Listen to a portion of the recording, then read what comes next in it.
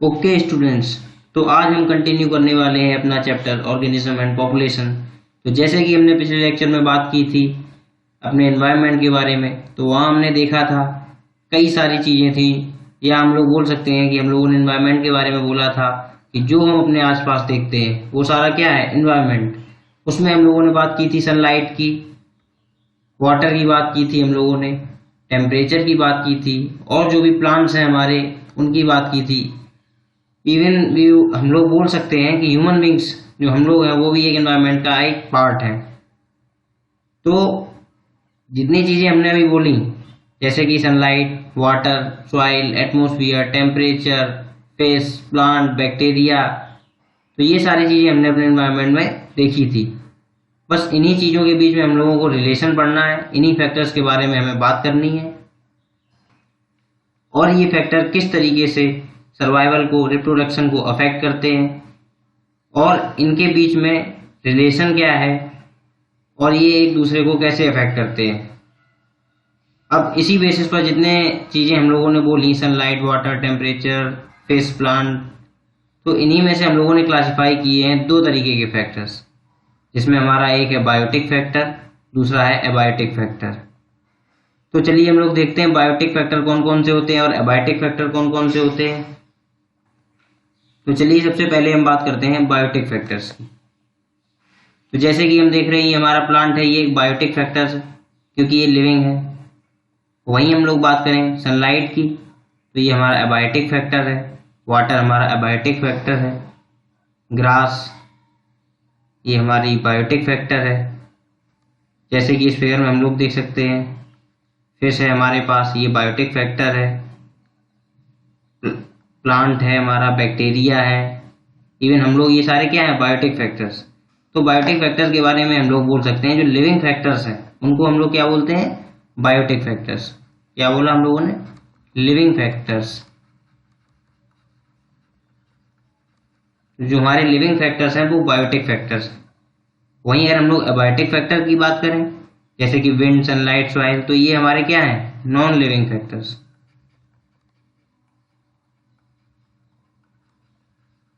Non living factors of our environment.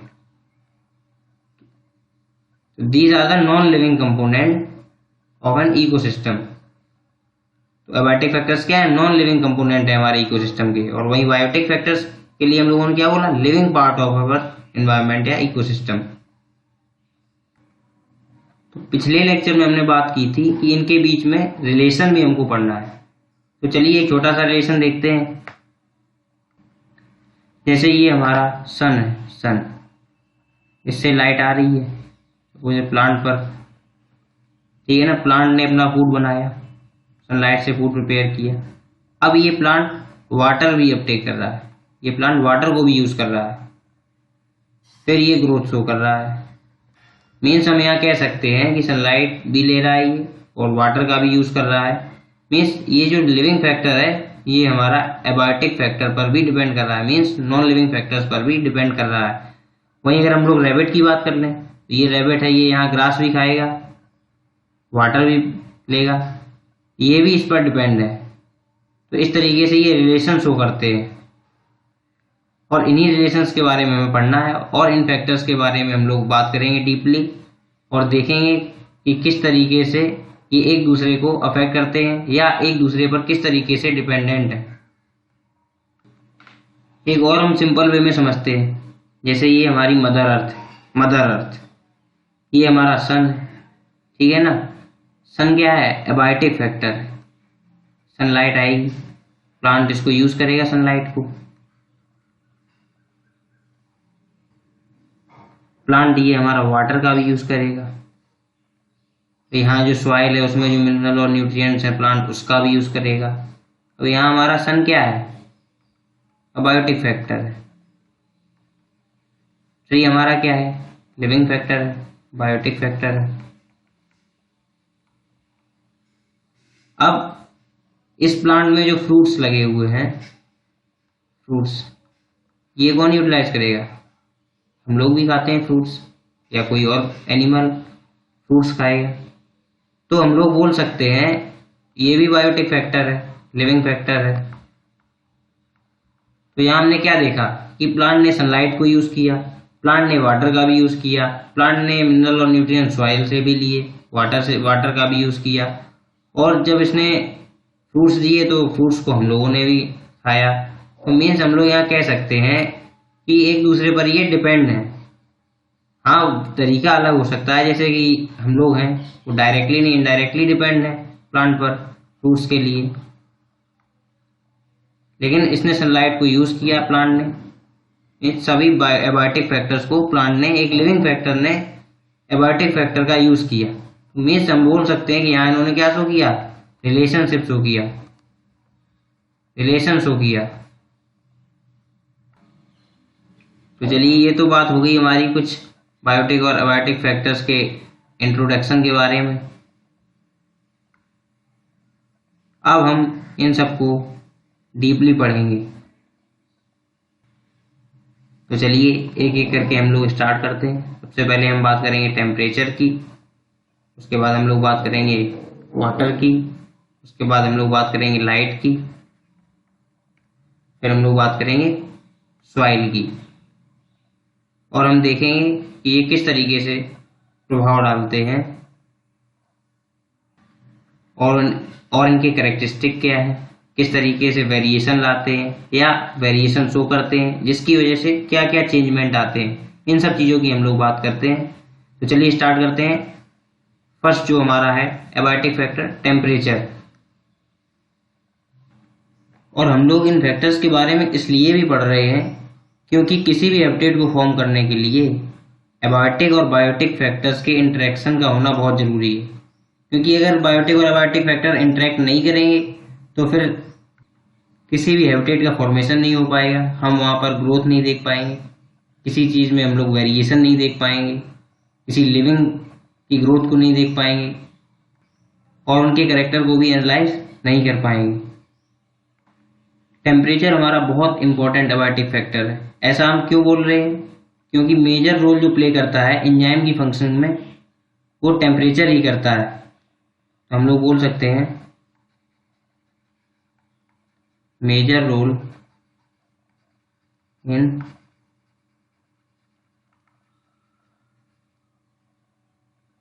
Functioning of enzymes.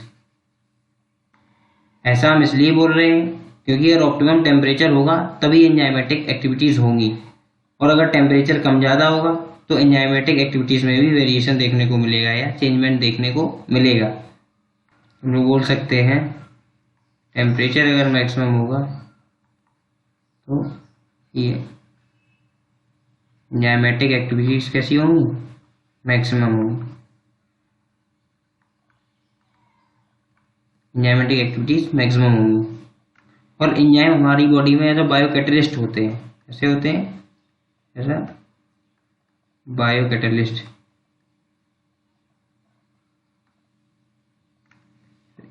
Reaction की speed को increase करने में हेल्प करते हैं।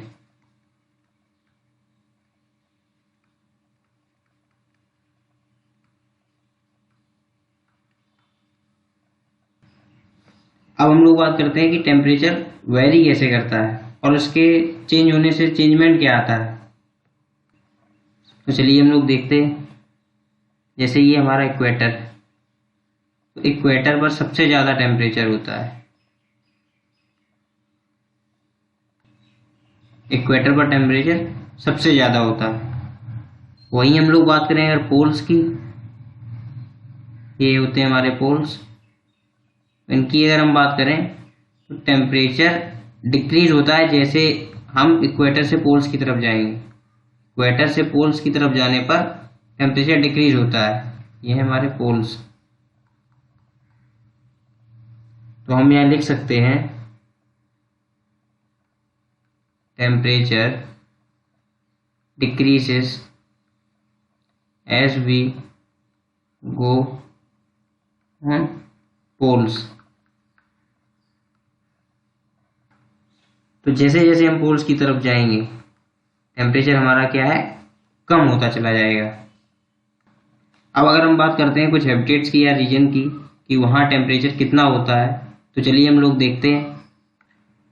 अगर हम लोग पोलर रीजन्स की बात करें तो यहाँ आइस होती है, हम लोगों को पता है।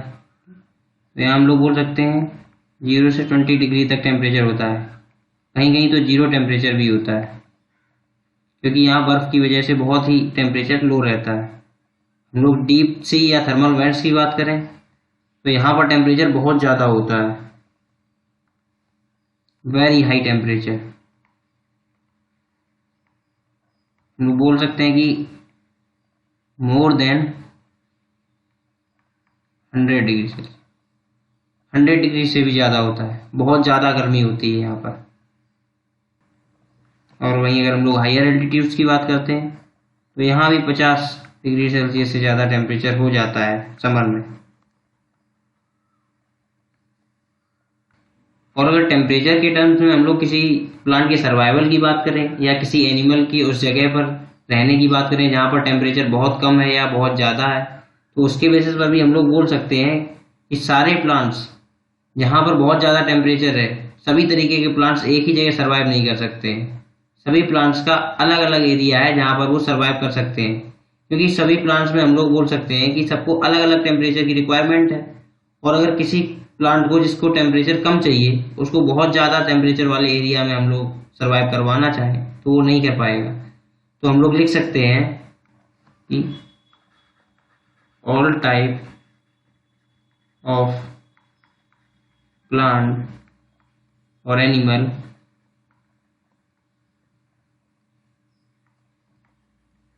नॉट फाउंड एवरीवेयर, हर जगह ये नहीं मिल सकते। और ऐसा क्यों है? क्योंकि ये सर्वाइव ही नहीं कर पाएंगे। जिसको कम टेम्परेचर का रिक्वायरमेंट है, अगर वो ज़्यादा टेम्परेचर वाली जगह पर होगा तो वो वहाँ सर्वाइव ही नहीं कर पाएगा। इस वजह से भी इनका अलग अलग जगह पर अलग अलग प्लांट्स का और एनिमल्स का अलग अलग ज्योग्राफिकल एरिया में हम लोगों को देखने को मिलता है। जैसे अगर हम एक एग्जाम्पल देखते हैं स्नो लियोपार्ड का, तो अभी ये कोल्डर रीजन में रहते हैं। अगर इनको ज़्यादा टेम्परेचर वाली जगह पर भेज दिया जाए तो ये सर्वाइव नहीं कर पाएंगे। तो इसी को देखते हुए हमने 2 टर्म लाए, जिसमें हमें पता चलेगा कि कौन कौन से ऑर्गेनिज्म या प्लांट कम टेम्परेचर में सर्वाइव कर सकते हैं या कौन कौन से ज़्यादा टेम्परेचर में सर्वाइव कर सकते हैं। तो उसके बेसिस पर जो ज़्यादा टेम्परेचर में सर्वाइव कर सकता है उसके लिए हमने एक टर्म देना है, और जो नहीं कर सकता उसके लिए। तो इसके लिए हमारे पास 2 टर्म आए। चलिए उनकी हम लोग बात करते हैं, बहुत ही इंपॉर्टेंट टर्म है और इनको याद रखना बहुत ज़रूरी है। चलिए तो हम लोग देखते हैं कौन कौन से वो 2 टर्म है हमारे पास। जो फर्स्ट टर्म हमारे पास आया वो आया यूरीथर्मल,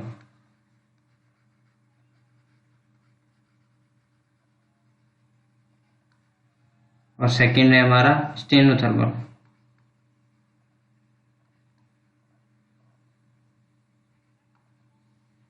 तो यूरीथर्मल के लिए हम लोग बोल सकते हैं जो ऑर्गेनिज्म एक वाइड रेंज ऑफ टेम्परेचर को टॉलरेट कर सकता है, मतलब बहुत ज़्यादा टेम्परेचर को झेल सकता है, तो वो तो हमारा है यूरीथर्मल।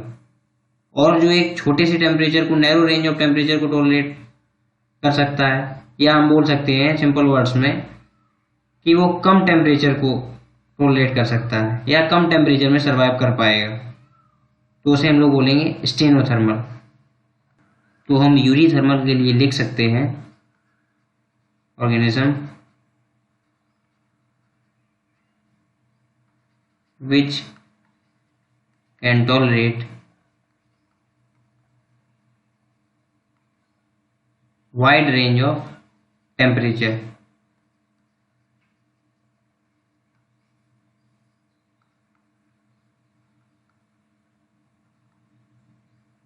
और स्टेनोथर्मल के लिए हम लोग लिख सकते हैं which can tolerate a narrow range of temperature,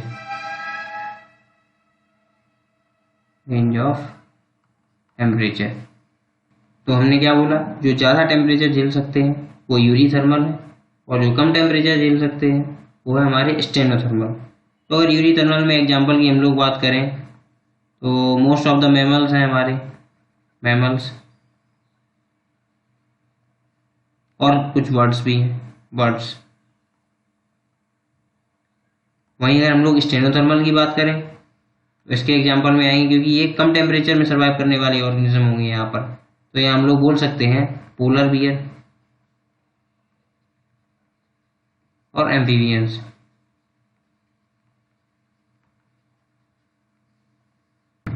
और मैं आप लोगों को एक बात और बताना चाहूँगा कि जैसे हमारा एक एग्जांपल है कि जर्मनी में मैंगो देखने को नहीं मिलते। अब ऐसा क्यों है? क्योंकि वहाँ टेम्परेचर कम है और मैंगो को टेम्परेचर कितना चाहिए? ज़्यादा। तो हम लोग लिख सकते हैं Germany no mango found due to less temperature. क्योंकि अगर जर्मनी का हम देखें तो वो टेम्परेट रीजन में आता है और वहाँ टेम्परेचर कम है और मैंगो को सरवाइव करने के लिए ज़्यादा टेम्परेचर की ज़रूरत होती है। तो इस वजह से जर्मनी में मैंगो नहीं पाए जाते। तो जैसे कि हमने यहाँ देखा कि टेम्परेचर में वेरिएशन की वजह से यहाँ पर मैंगो नहीं पाए जा रहे हैं, या हम बोल सकते हैं कि टेम्परेचर के वेरिएशन की वजह से सभी एरिया में जो है अलग अलग तरीके के ऑर्गेनिज्म मिलेंगे। क्यों? क्योंकि वो डिफरेंट तरीके से उन्होंने अडॉप्ट कर रखा है टेम्परेचर।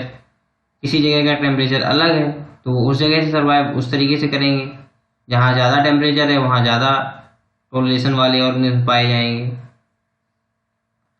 तो ऐसे ही टेम्परेचर वेरिएशन की वजह से कई चीज़ें हैंडल होती हैं अपने एनवायरनमेंट में। तो इन्हीं चीज़ों की वजह से हम लोग पढ़ रहे हैं ये सारे फैक्टर्स, इनकी वजह से क्या क्या चेंजमेंट आते हैं। तो चलिए हम लोग अपना दूसरा फैक्टर देखते हैं, जो कि है हमारा वाटर।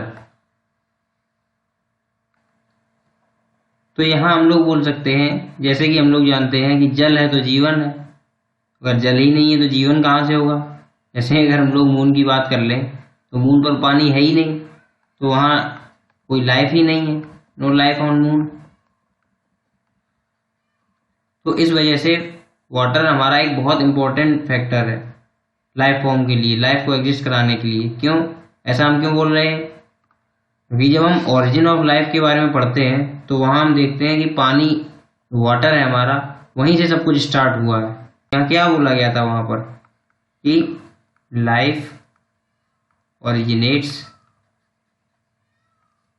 Firstly in water. सबसे पहले लाइफ कहाँ ओरिजिनेट हुई? वाटर में। तो इस वजह से वाटर जो है हमारा बहुत ही एक इम्पोर्टेंट फैक्टर है। और हमारी बॉडी में जितनी भी मेटाबॉलिक रिएक्शन होती हैं उनमें भी इसका बहुत ही रोल है, वाटर का। Metabolic reaction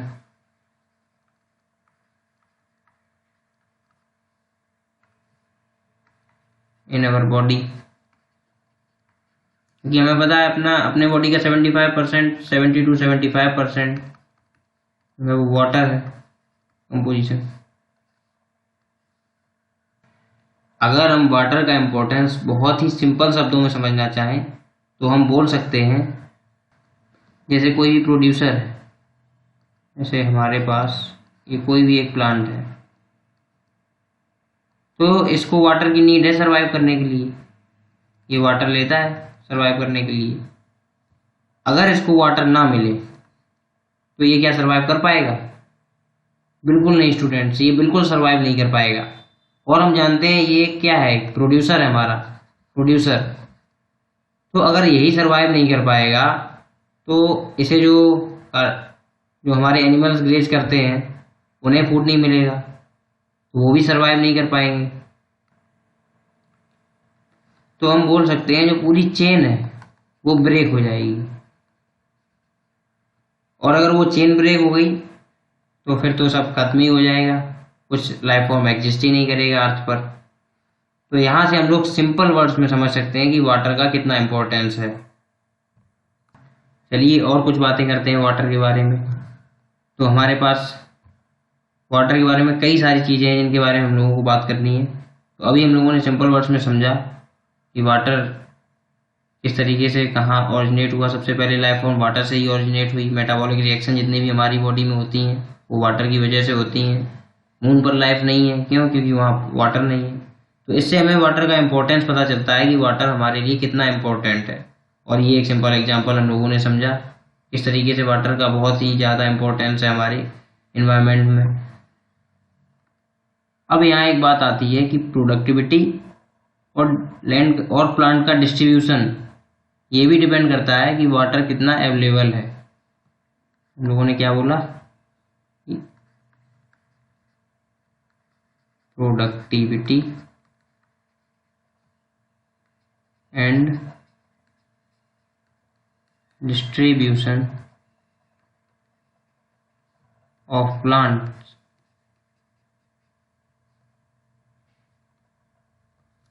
is dependent on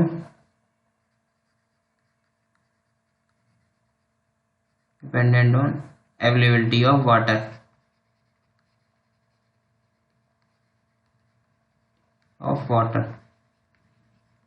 ऐसा हम लोग क्यों बोल रहे हैं? प्रोडक्टिविटी के लिए हम लोग सिंपली समझ सकते हैं कि हम लोग कोई चीज़ कहाँ से लेते हैं, प्लांट से लेते हैं। जैसे हमें सपोज दैट एक सिंपल एग्जांपल ले लीजिए, ग्रेन्स, ये हम लोग कहाँ से लेंगे? प्लांट से लेंगे ना हम लोग ग्रेन। अब इस प्लांट को क्या चाहिए? वाटर। और अगर वाटर है ही नहीं तो ये प्लांट ग्रो नहीं कर पाएगा, तो हम लोगों को जो चाहिए वो हम लोगों को नहीं मिल पाएगा। ये सिंपल वर्ड्स में हम लोगों ने बोला। और एक चीज़ आई, distribution of plant. Productivity and distribution of plant is dependent on availability of water. अब डिस्ट्रीब्यूशन की बात करते हैं। ये हम किस लिए बोल रहे हैं कि डिस्ट्रीब्यूशन ऑफ प्लांट वाटर पर डिपेंडेंट है? चलिए देखते हैं। डिस्ट्रीब्यूशन ऑफ प्लांट की बात हम लोग इसलिए कर रहे हैं क्योंकि वाटर में जो कंपोजिशन है, जैसे कि पीएच हो गया या केमिकल कंपोजिशन हो गया,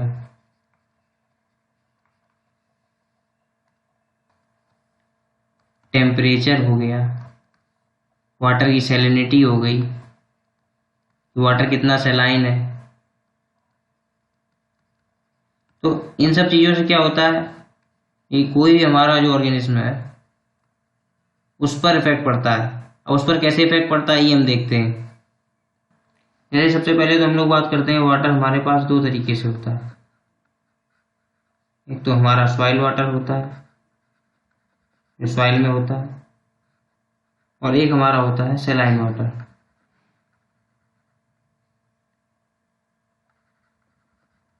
ये हम लोग बोल सकते हैं सॉल्टी वाटर। अब इसमें भी एक तो होता है हमारा इनलैंड वाटर,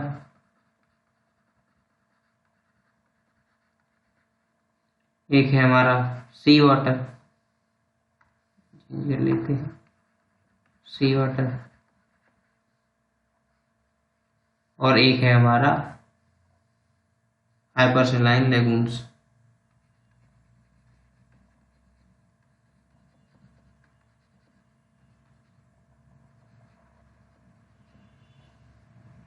अब सैलिनिटी को हम लोग मेजर करते हैं पार्ट्स पर थाउजेंड में, पीपीटी में, ठीक है ना। तो सैलिनिटी के बेसिस पे हम लोगों ने तीन चीज़ें देखी यहाँ पर। एक तो ये हमारा हो गया इनलैंड वाटर, जो कि हम लोग इसके बारे में बोल सकते हैं क्योंकि ये हमारा ड्रिंकिंग वाटर। तो इसकी सैलिनिटी की अगर हम इसकी बात करें तो लेस देन 5 पार्ट्स पर थाउजेंड इसकी सैलिनिटी है, लेस देन 5 पार्ट्स पर थाउजेंड। वहीं अगर हम लोग सी वाटर की बात करें तो ये 30 से 35% तक सैलाइन होता है। और हाइपर सैलाइन लेगून्स, इनमें तो बहुत ज़्यादा सैलिनिटी होती है, मोर देन 100 पार्ट्स पर थाउजेंड। हम लोग बोल सकते हैं 10% ऑफ द टोटल वाटर जो होता है वो सैलाइन होता है। तो वही बात हम लोगों ने कहा था यहाँ पर कि डिस्ट्रीब्यूशन हम लोगों ने प्लांट का क्यों किया या ऑर्गेनिज्म का क्यों किया। तो जैसे कि हम लोगों ने देखा कि यहाँ पर हाइपर सैलाइन लेगून्स में बहुत ज़्यादा सैलिनिटी है, तो अब जो ऑर्गेनिज्म कम फ्रेश वाटर ऑर्गेनिज्म है जो हमारे या प्लांट्स हैं, तो वो इस एनवायरनमेंट में कैसे सर्वाइव कर पाएंगे, क्योंकि बहुत सैलाइन है तो वो सर्वाइव नहीं कर पाएंगे, उनके लिए पॉसिबल नहीं है। It is not possible to survive in hyper saline lagoons, ये हमने किसके लिए बोला? एक एग्जांपल के तौर पर हम लोग बोल सकते हैं फ्रेश वाटर ऑर्गेनिज्म के लिए, फ्रेश वाटर या प्लांट है जो हमारे, तो वो वहाँ सर्वाइव नहीं कर पाएंगे। क्यों? क्योंकि वहाँ इतनी ज़्यादा सैलिनिटी है, वहाँ ऑस्मोटिक प्रॉब्लम्स आती हैं। ऑस्मोटिक प्रॉब्लम्स लोग बोल सकते हैं कि ब्रीथिंग में प्रॉब्लम आएगी, ब्रीथिंग में, तो इन सब चीज़ों की वजह से वो क्या होगा, वहाँ सर्वाइव नहीं कर पाएगा।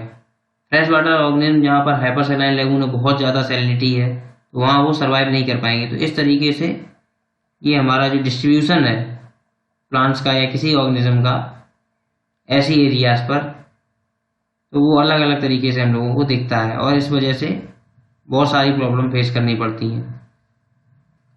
इसी वजह से जो फ्रेश वाटर ऑर्गेनिज्म होते हैं, अगर उसको हम लोग मरीन वाटर में ले जाएं तो वो सर्वाइव नहीं कर पाएंगे, या मरीन वाटर ऑर्गेनिज्म को हम लोग फ्रेश वाटर में ले जाएं तो वो सर्वाइव नहीं कर पाएंगे, क्योंकि उन्हें उसी तरीके का एनवायरनमेंट चाहिए।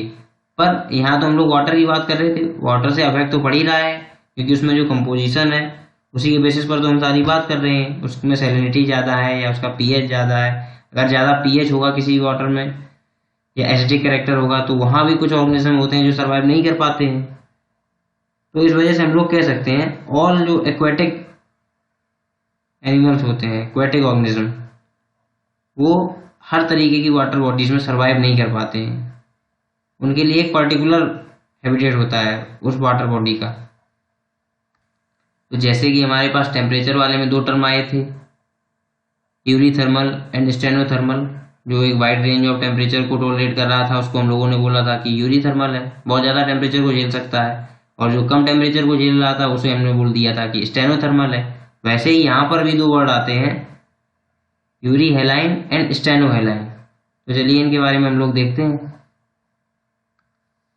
पहला है हमारा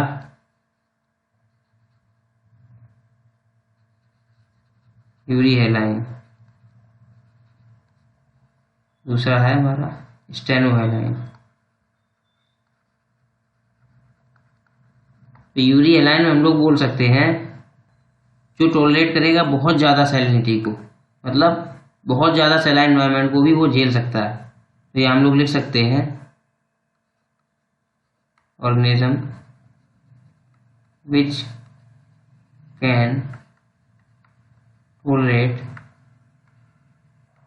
वाइड रेंज ऑफ सैलिनिटी। तो यहाँ प्लांट भी हो सकता है कोई, ऐसे ही हम लोग यहाँ बोल सकते हैं which can't tolerate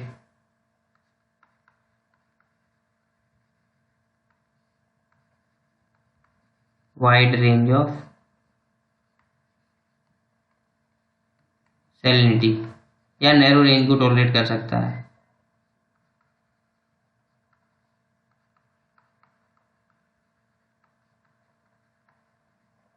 narrow range of salinity. तो चलिए हम लोग अपने नेक्स्ट फैक्टर की बात करते हैं, जो कि हमारा वो भी एक इम्पोर्टेंट फैक्टर है, बायोटिक फैक्टर। उसकी हम लोग बात करते हैं, जो कि है लाइट। तो अगर हम लाइट की बात करें तो सारे ऑटोट्रॉप्स हैं हमारे, जो वो सारे हमारे लाइट्स पर डिपेंडेंट हैं, लाइट पर डिपेंडेंट है। क्यों ऐसा हम क्यों बोल रहे हैं? जैसे हमारा कोई ये ट्री है, ये सनलाइट ले रहा है, फोटोसिंथेसिस करेगा ये, अभी फोटोसिंथेसिस करके अपना फूड बनाएगा, फूड सिंथेसिस करेगा अपनी, और ऑक्सीजन भी रिलीज करेगा। तो यहाँ हम लोग ये देख रहे हैं कि लाइट की वजह से, या लाइट पर प्लांट भी कितना डिपेंड है। लाइट हमारी फोटो पीरियडिज्म के भी वजह से भी बहुत इंपॉर्टेंट है, बहुत ज़रूरी है, क्योंकि फोटो पीरियडिज्म अगर नहीं होगा, फोटो पीरियड की वजह से इसलिए इम्पोर्टेंट है कि फ्लावरिंग इंड्यूस नहीं होगी प्लांट्स में। तो हम यहाँ लिख सकते हैं फोटो पीरियडिज्म।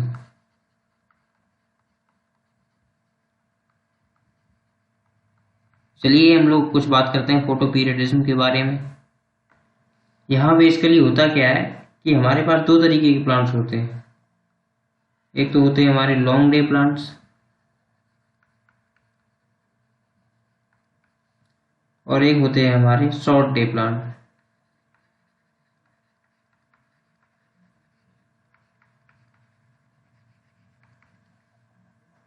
फोटो पीरियडिज्म में हम लोग बोल सकते हैं कि कुछ प्लांट्स होते हैं जिनका कुछ क्रिटिकल डे लेंथ होता है। Critical day length means, critical day length से हम लोग समझते हैं कि किसी प्लांट का कितना रिक्वायरमेंट है फ्लावरिंग इंड्यूस कराने के लिए या इनिशिएट कराने के लिए। जैसे कि हमारे पास लॉन्ग डे प्लांट्स हैं और शॉर्ट डे प्लांट्स हैं, तो इनमें हम लोग बात करते हैं कि क्रिटिकल डे लेंथ किस तरीके से वेरी करती है। तो लॉन्ग डे प्लांट में क्या होता है, जैसे ये हमारा क्रिटिकल डे लेंथ है, क्रिटिकल डे लेंथ, तो इस लेंथ से, क्रिटिकल डे लेंथ से ज़्यादा सनलाइट रिक्वायरमेंट होगी यहाँ पर। सपोज इनको इतनी सनलाइट का रिक्वायरमेंट है, इससे ज़्यादा रिक्वायरमेंट है, तो हम यहाँ लिख सकते हैं they require more sunlight than critical day length. तो जिनको क्रिटिकल डे लेंथ से ज़्यादा सनलाइट चाहिए वो तो हमारे होते हैं लॉन्ग डे प्लांट्स, और वहीं अगर हम बात करें क्रिटिकल डे लेंथ से जिनको कम सनलाइट चाहिए, मतलब अगर इससे ज़्यादा होगी तब भी वो सर्वाइव नहीं कर पाएंगे, लेकिन इनको कम सनलाइट चाहिए, तो यहाँ हम लोग लिख सकते हैं they require less sunlight than critical day length. और कुछ हमारे होते हैं जैसे हम लोग बोलते हैं day neutral plants, day neutral plants, इनके बारे में हम लोग बोल सकते हैं कि लाइट का कोई इफेक्ट नहीं पड़ता है, no effect of light on the अर्थ।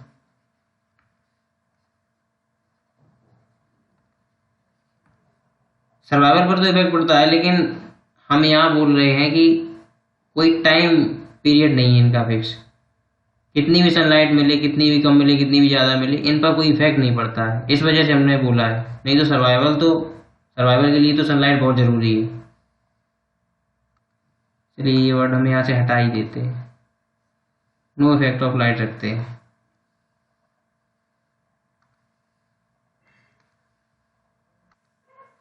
तो यहाँ हम कह सकते हैं इसी तरीके से हमें पता चलता है कि लाइट का क्या इफेक्ट पड़ता है प्लांट्स पर, क्योंकि हमने लॉन्ग डे प्लांट में देखा कि अगर कम सनलाइट मिलेगी इस लेंथ से तो ये सर्वाइव नहीं कर पाएंगे, बहुत ज़्यादा रिक्वायरमेंट है इनको सनलाइट की, तभी ये सर्वाइव कर पाएंगे। वहीं शॉर्ट डे प्लांट में हमने लोगों ने बोला कि इन्हें कम सनलाइट चाहिए, अगर इन्हें हम ज़्यादा सनलाइट दे देंगे तब भी ये सर्वाइव नहीं कर पाएंगे, लेकिन इसे कम सनलाइट की ज़रूरत है। तो ये जो क्रिटिकल डे लेंथ होती है वेरी करती है स्पीसीज टू स्पीसीज, सबका अलग अलग क्रिटिकल डे लेंथ होता है फ्लावरिंग को इनिशिएट कराने के लिए। तो यही है हमारा फोटो पीरियडिज्म। बाकी हम इसका 11th क्लास में पढ़ेंगे बहुत ही डीपली, अभी थोड़ा हमने समझने के लिए यहाँ इसका थोड़ा देखा। अब अगर हम लोग बात करें एक छोटे से एग्जाम्पल की कि एडेप्टेशन कैसे शो करते हैं लाइट के टर्म्स में, अगर हम लोग बोलें कि कुछ प्लांट्स हैं जैसे हमारे या ग्रासेस हैं, छोटी हर्ब्स या श्रब्स हैं, ये भी एडेप्टेशन शो करती हैं लाइट की वजह से। ऐसा हम क्यों बोल रहे हैं, क्योंकि जैसे कोई बड़ा ट्री है, ये दो बड़े ट्रीज हैं, अब सनलाइट जो है वो इन दोनों ने तो रोक दिया, बिल्कुल कम सनलाइट आ पा रही है इनके पास, तो इन लोगों ने क्या किया है, अपने आप को उस तरीके से अडेप्ट कर लिया है।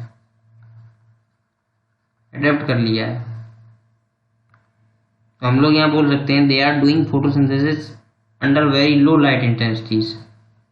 देख सकते हैं they are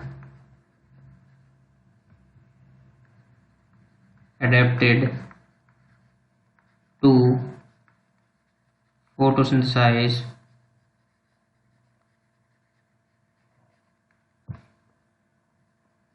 under very low light intensities।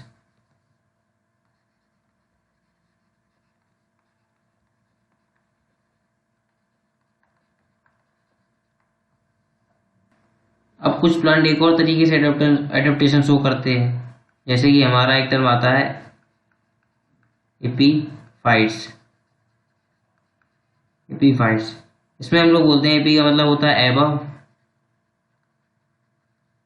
Fights का मतलब होता है प्लांट्स। ये भी different kind of adaptation show करते हैं। मतलब हम लोग बोल सकते हैं ये प्लांट पर क्लाइम कर जाते हैं। क्लाइम, हमारा ये कोई प्लांट है और ये कोई प्लांट था, ये क्या किया, ये क्लाइम कर गया इसके ऊपर सनलाइट लेने के लिए। क्लाइम ओवर प्लांट, तो इसने भी एक एडेप्टेशन शो किया सनलाइट लेने के लिए। तो इनको हम लोग बोलते हैं epiphytes. Some plants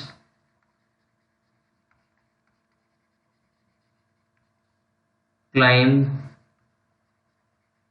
over other plants to get sunlight। इनको हम लोगों ने क्या बोल दिया, एपीफाइट्स।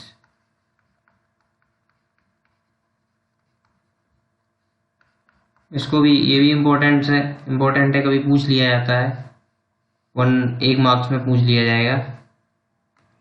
चलिए हम लोग और देखते हैं लाइट की किस किस तरीके से लाइट की और एक्टिविटीज हम लोगों को देखने को मिलती हैं। अब हम बात करते हैं कि हमारे एनिमल्स किस तरीके से डिपेंडेंट हैं लाइट पर। तो अगर एनिमल्स के लिए हम लोग बोलना चाहें तो जो उनकी डेली एक्टिविटी होती है फॉरेजिंग के लिए, तो एक तरीके से लाइट उनको इंडिकेट करती है। मीन्स हम लोग कह सकते हैं कि जैसे ही हम लोग जानते हैं जब सनलाइट होती है या लाइट की इंटेंसिटी किस तरीके से वेरी करती है या शाम होती है, तो हम लोग देखते हैं जो जानवर होते हैं वो चरने चले जाते हैं। तो एक तरीके से वो उनके लिए इंडिकेशन होता है, वो उससे समझते हैं कि हमें चरने जाना है। तो उसके लिए हम लोग बोल सकते हैं, एक वर्ड है diurnal, diurnal activities.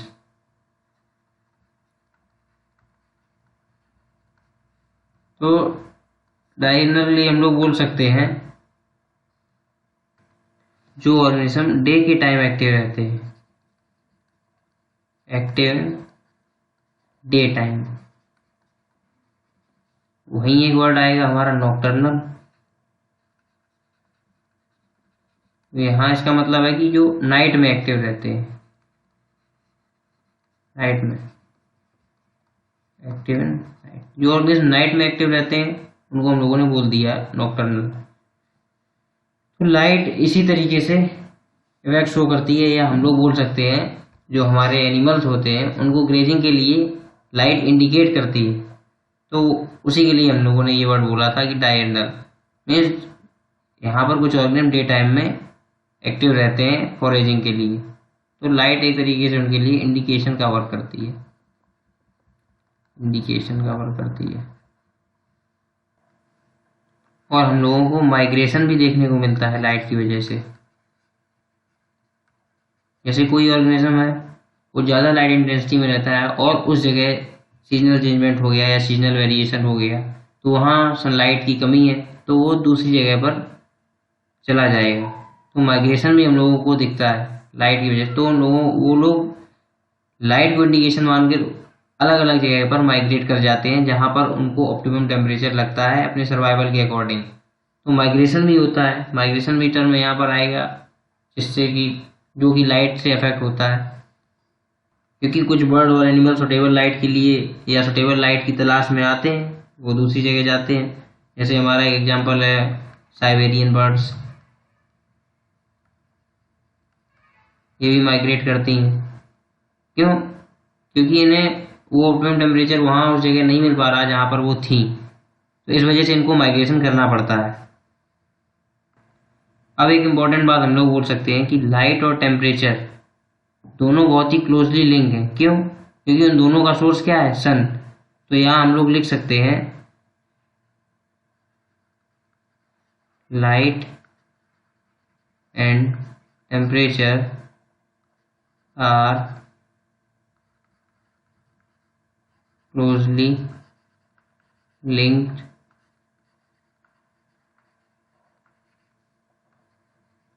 with each other। क्यों ऐसा हमने क्यों बोला? क्योंकि having same source, because of having same source. ये हमारा सन। लाइट की इंटेंसिटी से हम लोग बोल सकते हैं कि रिप्रोडक्शन भी वेरी करता है, क्योंकि लाइट इंटेंसिटी चेंज होगी, कहीं कहीं सीजनल वेरिएशन हो जाता है, तो अलग अलग ऑर्गेनिज्म अलग अलग टाइम पर रिप्रोड्यूस करते हैं। तो जब उनको फेवरेबल सीजन नहीं मिलेगा तो वो रिप्रोड्यूस नहीं कर पाएंगे। तो रिप्रोडक्शन में भी हमें लोगों को चेंज में देखने को मिलता है, या हम बोल सकते हैं कि लाइट की वजह से इस पर भी इफेक्ट पड़ता है। और अगर हम देखना चाहें क्रॉप्स की, अगर हम लोग बात करें क्रॉप्स की, तो सारी क्रॉप्स सेम इंटेंसिटी पर ग्रो नहीं कर सकती। अलग अलग क्रॉप के लिए अलग अलग टेम्परेचर चाहिए।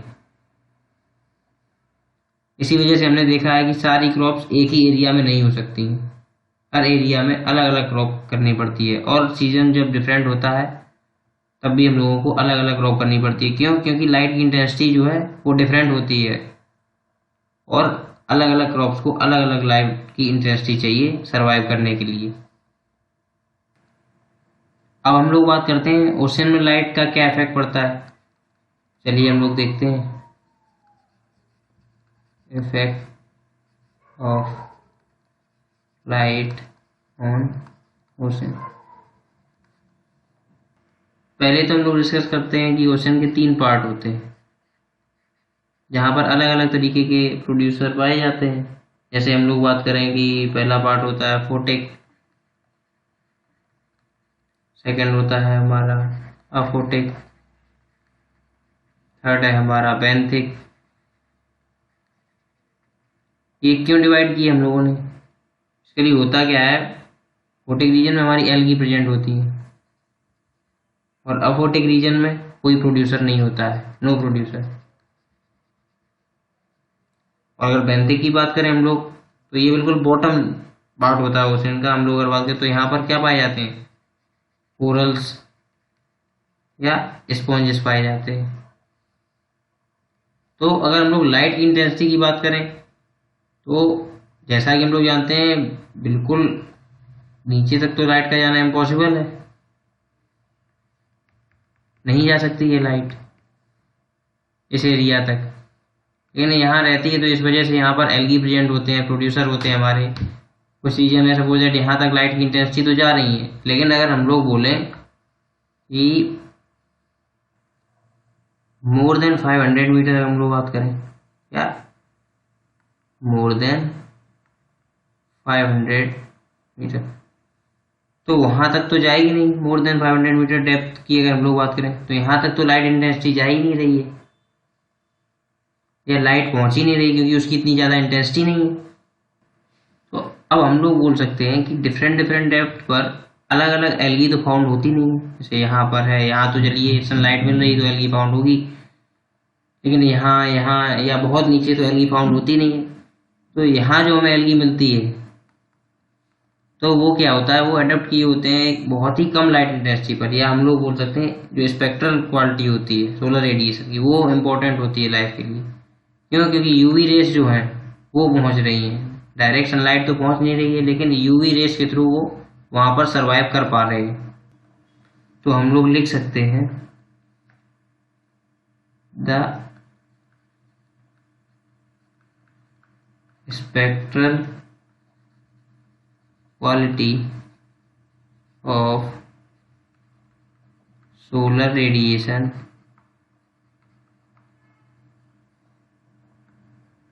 is also important for life। अब ऐसा हमने क्यों बोला?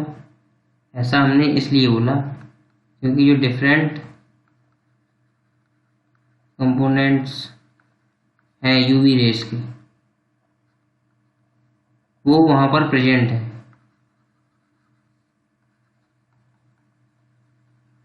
Present at certain depth. तो इस वजह से वो वहां सर्वाइव कर पा रहे हैं। तो हम थोड़ा देख लेते हैं लाइट में हमने क्या देखा। हमने फोटोपीरियडिज्म के बारे में देखा कि किस तरीके से long day plant short day plant survive करते हैं। कितनी उनको एनर्जी, कितना सनलाइट उनको रिक्वायरमेंट है, इसके बारे में हमने देखा। और हमने ये देखा कि हर्ब सब कैसे अडेप्ट किए हुए हैं सनलाइट को लेने के लिए, और लाइट का क्या इफेक्ट पड़ता है, किस तरीके से एडेप्टेशन शो करती हैं कई सारे प्लांट्स, और लाइट की इंटेंसिटी की वजह से क्या वेरिएशन आता है, ये हमने देखा। और कैसे लो लाइट इंटेंसिटी पर भी ये सर्वाइव कर पा रहे हैं, इसकी बात हमने की। और हमने एपीफाइट्स की बात की कि कैसे प्लांट अडेप्ट किए हुए हैं, किसी ट्री पर क्लाइम करके सनलाइट लेने की कोशिश कर रहा है। उसके बाद हम लोगों ने बात की कि उनकी किस तरीके से एक्टिविटी, डायगोनल एक्टिविटीज़ के किस तरीके से लाइट इफेक्ट करता है, नॉकटर्नल एक्टिविटीज़ के लिए क्या इफेक्ट होता है लाइट का, या लाइट किस तरीके से उसको अफेक्ट करती है, या किस तरीके से इंडिकेशन देती है, लाइट और टेम्परेचर कैसे एक दूसरे से लिंक हैं, इसकी हम लोगों ने बात की। माइग्रेशन भी होता है लाइट इंटेंसिटीज की वजह से, जब डिफरेंट ऑर्गेनिज्म एक जगह से दूसरी जगह जाते हैं, वो लाइट को सोर्स मानते हैं, मतलब हम लोग कह सकते हैं वो लाइट को एक इंडिकेशन के तौर पर लेते हैं अपनी एक्टिविटी को स्टार्ट करने के लिए। रिप्रोडक्शन भी इफेक्ट होता है, हमने बात की, क्रॉप की बात की, कैसे डिफरेंट क्रॉप डिफरेंट इंटेंसिटीज पर होती हैं। और उसके बाद हमने ओशन की बात की, किस तरीके से ओशंस पर इफेक्ट पड़ता है लाइट का। हर जगह तो लाइट की इंटेंसिटी जा नहीं पाती है, और उसी बेसिस पर हम लोगों ने बोला था कि ओशन 3 तरीके से डिवाइड किया था हम लोगों ने, फोटिक, अपोटिक एंड बेंथिक। फोटिक जहाँ पर एल्गी पाई जाती है, अपोटिक जहाँ पर कोई भी प्रोड्यूसर नहीं होता है, एंड बेंथिक जहाँ पर कोरल और स्पॉन्जेस होते हैं, मीन्स सबसे बॉटम पार्ट ओशन का।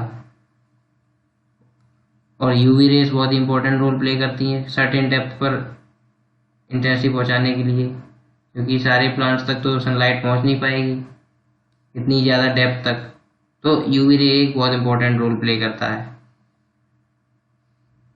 अब हम लोग बात करेंगे अपने नेक्स्ट फैक्टर के बारे में, जो कि है हमारा सॉइल। उससे पहले हम लोग 2 टर्म की और बात कर लेते हैं, जो कि हमारे छूट गए थे 2 टर्म्स, उनकी हम लोग और बात कर लेते हैं। जो ब्राइट लाइट में प्लांट ग्रो करता है उसे हम लोग कहते हैं हीलियोफाइट्स।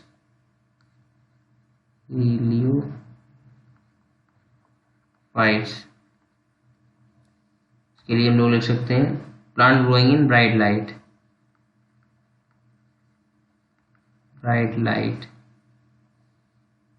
वहीं हम लोग अगर बात करें स्कियोफाइट की,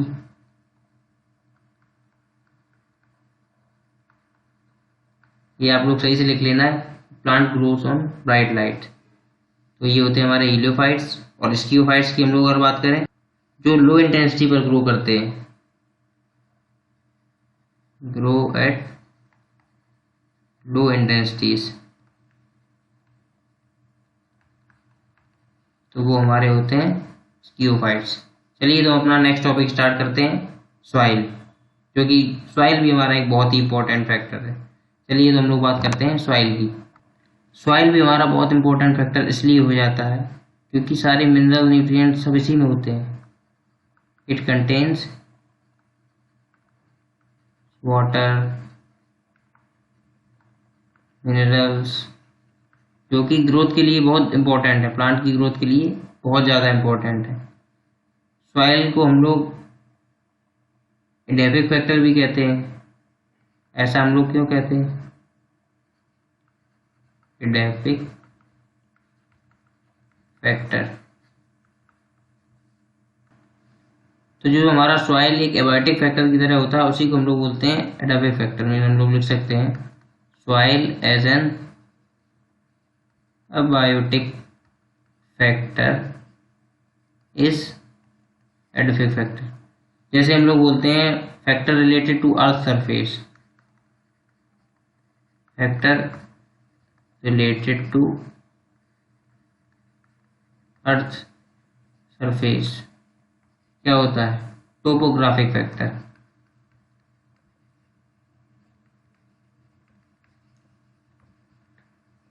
तो वैसे ही हमने एडेफिक फैक्टर के लिए बोल दिया कि सॉइल जो है हमारा एज एन एबायोटिक फैक्टर जो होता है उसे हम लोग एडेफिक फैक्टर बोलते हैं। अब सॉइल के भी कुछ इंपॉर्टेंट डिफरेंट कैरेक्टरिस्टिक होते हैं, उनकी हम लोग बात कर लेते हैं एक एक करके। पहला कैरेक्टरिस्टिक है particle of soil. Particle of soil भी डिटरमाइन करता है वाटर होल्डिंग कैपेसिटी को या एयर कैपेसिटी को। हम लिख सकते हैं It determines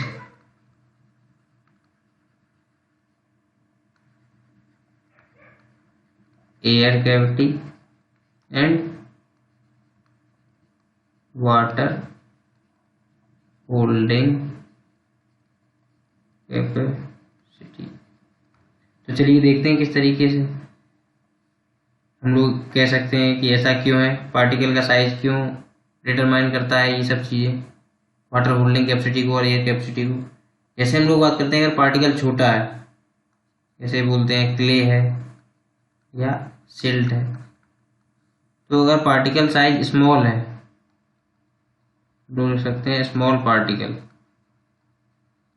तो अगर स्मॉल पार्टिकल है तो हमारी जो एयर कैविटी होगी वो कैसी होगी, लेस। वहीं पर अगर वाटर होल्डिंग कैपेसिटी की बात करें तो वो बहुत ज़्यादा होगी। वाटर होल्डिंग कैपेसिटी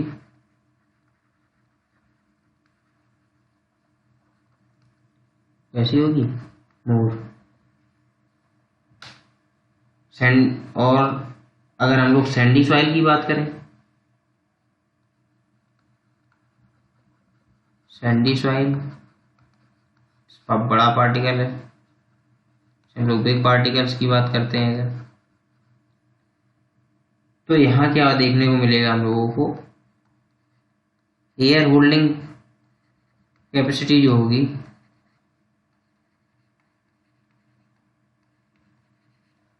वो ज़्यादा होगी, वहीं वाटर होल्डिंग कैपेसिटी कम होगी। Water holding capacity is less.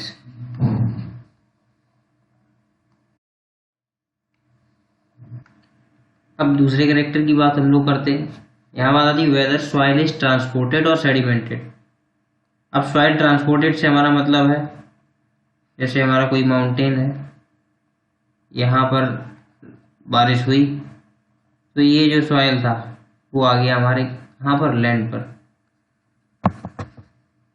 इस तरीके से जो सैंड था या सॉइल था वो कहाँ आ गया, लैंड पर। तो इस तरीके से हम लोग बोलेंगे ये कैसा है, ट्रांसपोर्टेड सॉइल है। वहीं अगर हम लोग सेडिमेंट्री की बात करें तो ये होता है वेदरिंग प्रोसेस से। कैसे होता है, वेदरिंग प्रोसेस से। वेदरिंग प्रोसेस की वजह से होता है। वेदरिंग प्रोसेस क्या है, जैसे हमारा कोई बड़ा रॉक है, उसको हमने तोड़ दिया या वो वहाँ टूट गया छोटे छोटे पार्टिकल्स में, तो वो क्या है, वो वहीं पर सॉइल में गया, हो गया मिक्स हो गया। तो ये तो हम लोगों ने बोल दिया वेदरिंग प्रोसेस है। तो एक तो ये बात हो गई हमारी, और यहाँ पर एक बहुत ही सिंपल सी चीज़ और आती है, इम्पोर्टेंट भी है, पूछ लिया जा सकता है कभी। जैसे एक होता है हुलार्ड, ये होता है फिशार्ड प्लस गार्ड। से हम लोग बोल रहे हैं, जैसे हुलार्ड का मतलब होता है टोटल सॉइल वाटर, जितना भी पानी सॉइल में है वो, तो उसे हम लोग बोलते हैं हुलार्ड। वहीं फिशार्ड को क्या बोलते हैं, अवेलेबल वाटर, अवेलेबल वाटर। और इकार्ड को क्या बोला हम लोगों ने, अनअवेलेबल वाटर, अनअवेलेबल वाटर। तो ये हम लोग बाद में यूज करते हैं फॉर ग्रोथ के लिए, ग्रोथ के लिए होता है।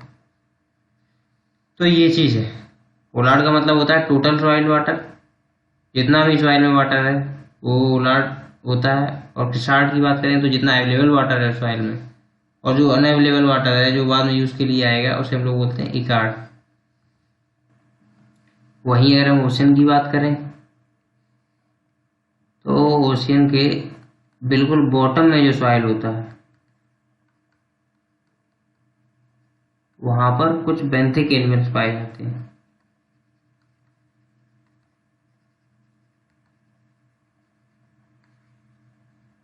बेंथिक एनिमल्स पाए जाते हैं। तो सॉइल में भी वेरिएशन होता है, हर जगह अलग अलग तरीके का सॉइल हमें देखने को मिलता है। अलग अलग लोकेशन में अलग अलग तरीके के सॉइल मिलते हैं हम लोगों को देखने के लिए, क्योंकि उनका pH, mineral composition, chemical composition सब अलग अलग होता है। और डिफरेंट डिफरेंट जगह पर डिफरेंट डिफरेंट टाइप के सॉइल हैं और वहाँ पर अलग अलग तरीके की खेती भी की जाती है। तो सॉइल भी इसलिए हमारा एक बहुत ही इंपॉर्टेंट फैक्टर है। तो यहाँ हमने देखा कि सॉइल में क्या है, बॉटम लेयर अगर ओशन की बात करें तो बेंथिक एनिमल पाए जाते हैं सॉइल में। वहीं हम लोगों ने और बात की सॉइल के बारे में कि इसे एडोबिक फैक्टर भी कहते हैं। और अगर हम लोग अर्थ सरफेस से रिलेटेड फैक्टर्स की बात करते हैं तो उन्हें हम लोग टोपोग्राफिक फैक्टर कहते हैं, ठीक है ना। पार्टिकल की बात की, पार्टिकल के बेसिस पर अलग अलग तरीके से इनकी वाटर होल्डिंग कैपेसिटी होती है, एयर होल्डिंग कैपेसिटी अलग अलग तरीके से होती है, ये हम लोगों ने देखा। और सॉइल किस तरीके से ट्रांसपोर्टेड होता है या सेडिमेंट्री प्रोसेस से बना होता है, ये हमने देखा कि किस तरीके से ट्रांसपोर्टेशन होता है सॉइल का अलग अलग जगह पे। वेदरिंग प्रोसेस क्या होती है ये हम लोगों ने देखा।